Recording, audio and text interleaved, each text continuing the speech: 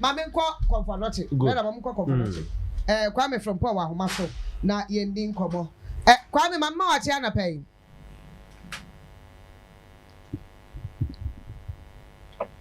Yera Frimpong mate. Hello. Aha, mate. Mejo sumini aba. Eja boko de. Oh, body na daroma. Yo. Tia. Ana pay a doctor for konfanote be ko djuma na.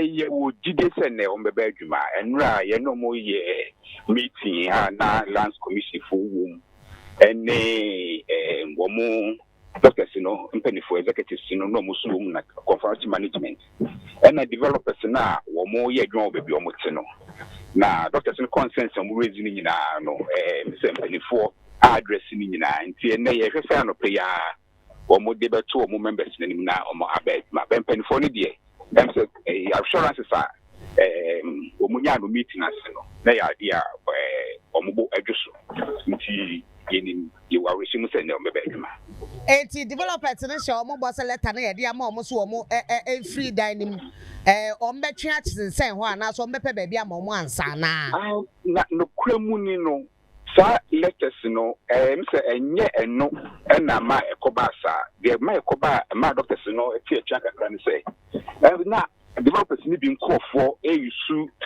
some unorthodox able to force them out almost ho no ma na say ye betwa pipe mo behwim na nya Ghana waterfall na ye nkofo bi na afecha be sa wo mo asa light na cheko nkofo no that should be na eksa no ma no na mse etete wo mo a ma omuka se sadia ni mo akopedan foforo no then last we share ye ne regional community council so kasa ye omunyina ama no ba se enkoba da se ombe pi omemu bia pia bontin yi ni no magu fawe wa ba ban alternative accommodation and that has always been the original plan and rano our shemunu sa ba bi mo mutim bi se the official package no obi bia o tu bia no asa ni enyi wo no na ya ma wodan the developers accept say wo mun crofo na sa de no mo be kasa say no dey say wa onim wo mu accept sa but the regional coordinating council suma will be our last commission more supervise the redevelopment program no almost suma will be our and so the general suspicion is say enkophobia me say mo mama developers in na years are normal no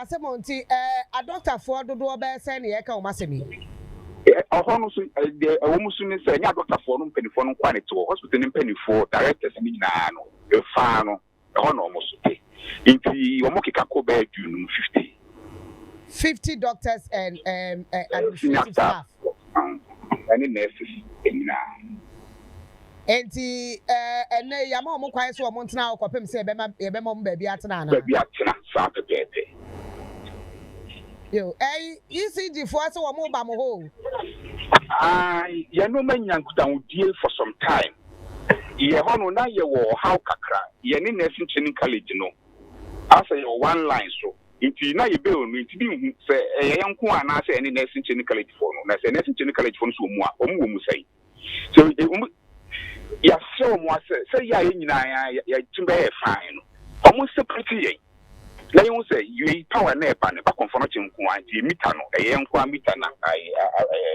e ka ba so na ye dia o ma be si transformer since last year kwa mo ntimi connect transformer na roma achi ngu enti ye no mo fusu a edin kuta ho say o metima be sa de na ma ya sa na ye hu otin ka e na say ye no mo nsem kan bi o ni twem so a ye no mo aka me didi ye say sa nkita ho no efrase kra so mo leta ne e ba abonten ana o efrase kra efrase if o ma be si transformer na mo de be sa separation no o ma be si wie last year just that o mo connect ye amon connect NTC na o mo be ya to so no so be separate o me free no na nya mass.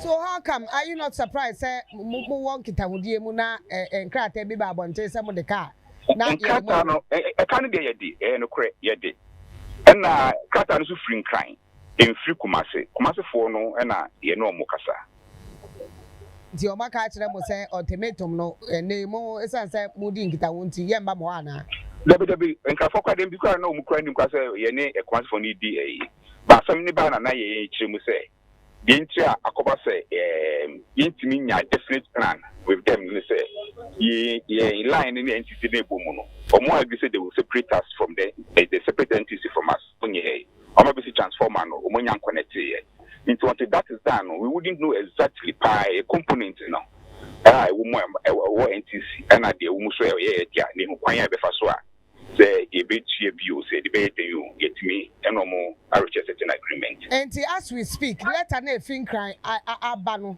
say modecano. What are you doing about it? Say bia or mobile me disconnection, mobile day. All disconnection, no my disconnected. No disconnected, no disconnected. Open us again, it's me the Yamkanya Yamau. I Yamau, intimate. And one hospital administration. Oh, and from July of last year, and Sheba say also hospital no any year.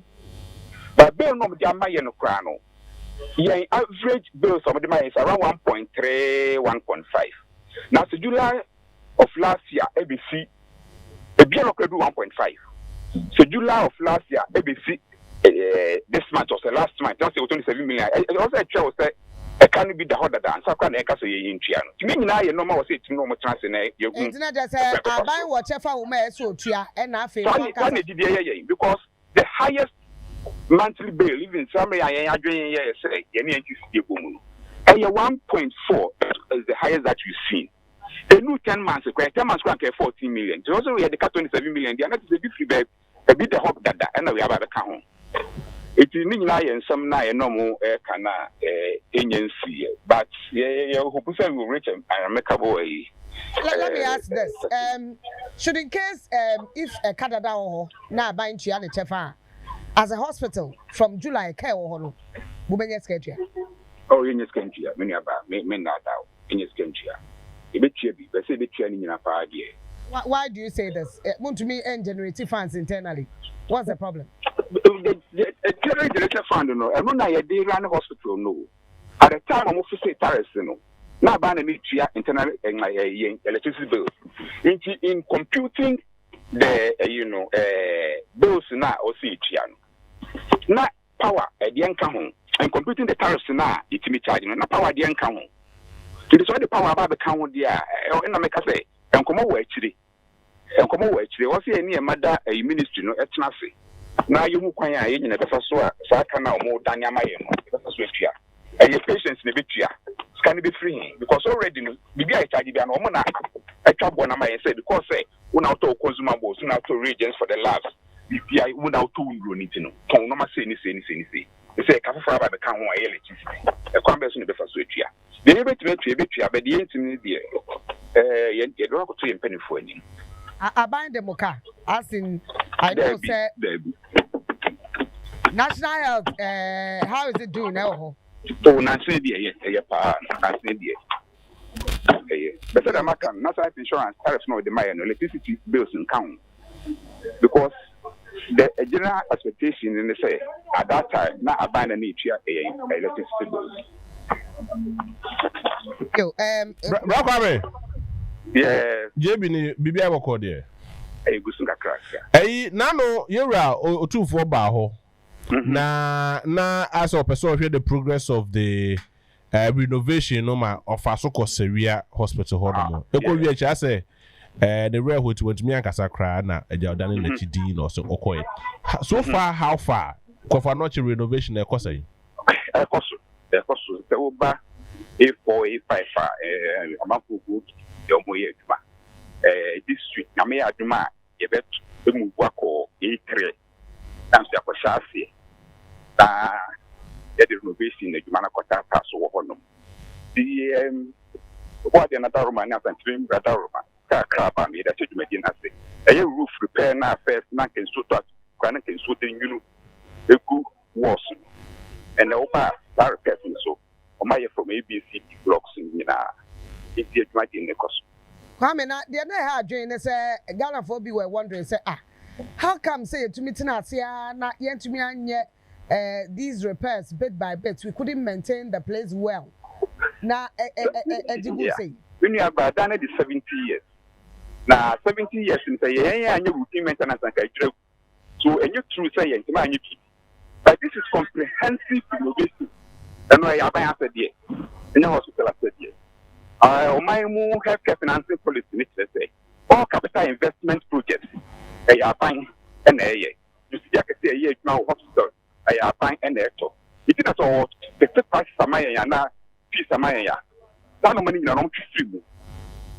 My any revenue line for cooperative innovation of structure. It's a matching about to cover that. And it's sanity.